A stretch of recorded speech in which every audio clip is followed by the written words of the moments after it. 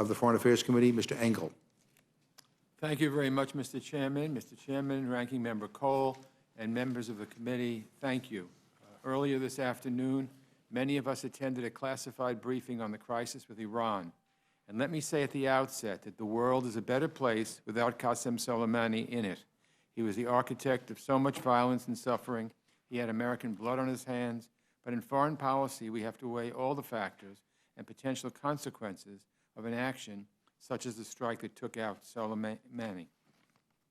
So at the briefing, I was listening closely for two major issues. One, was there really sufficient evidence to justify the strike? And two, does the administration have a coherent strategy going forward? I can't publicly get into specifics of what was discussed in this classified setting, of course, but I can say that I wasn't satisfied on either count. Boil it down, and the message from the administration officials was simply, trust us. And that's a problem for me, Mr. Chairman. Trust us is not enough. I think the actions over the last week have been reckless and have jeopardized our security rather than enhancing it. Furthermore, it's not the job of Congress to give any administration its blind trust and say, do whatever you want, particularly when it comes to war powers.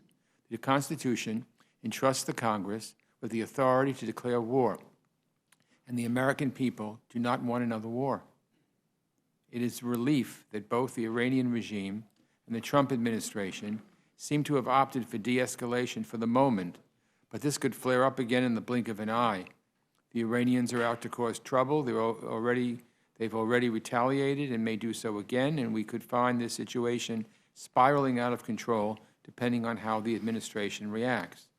We have a responsibility, Mr. Chairman, to make sure that this administration does not plunge our country into another ill-advised war, which is why we need to adopt Representative Slotkin's resolution.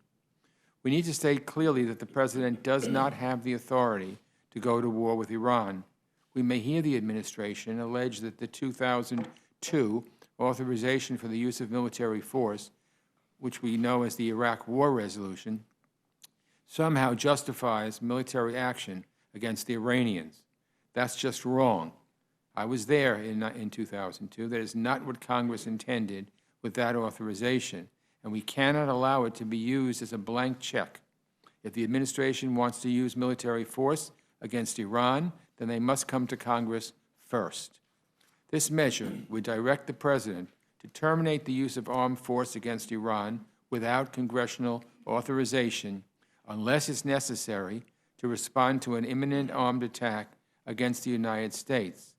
Again, I repeat, an imminent armed attack, not something that might happen sometime in the future. Under the Constitution, the President always has the power to defend America. We all believe in defending America, so this resolution explicitly preserves this right. But it also makes clear that this is a limited exception and the President should not abuse it. Mr. Chairman, no one is going to mistake me for an apologist for Iran. Iran is the world's most prolific state sponsor of terrorism. Iran is going to continue a policy of provocation and destabilization. But we have to think about the consequences for our national security if we pursue a tit-for-tat policy every time Iran does something we don't like. Take Iraq, for example. We have a real security interest in maintaining our partnership with the Iraqis in the fight against ISIS. After the last week, our position there is precarious. It's going to be very difficult for our diplomats and service members to do their jobs and continue the counter-ISIS campaign. That's a consequence we've already seen, and we can all imagine much worse. The United States being dragged yet into another war in the Middle East, putting more brave young Americans in harm's way after everything we've witnessed in the last 20 years. America doesn't want that fight, Mr. Chairman. We don't want to see our country mired in endless war. We owe it to future generations to do all we can to prevent that from happening. So we need to dial this situation back. We need to exert American leadership, responsible American leadership, working with partners to pressure the regime in Tehran and keep them in check.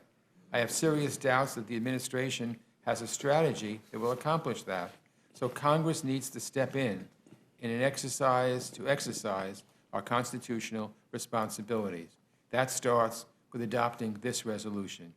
I'm grateful for the opportunity to testify, and I'm happy to answer any questions. Thank you very much. Ranking Member McCall, welcome. Thank you.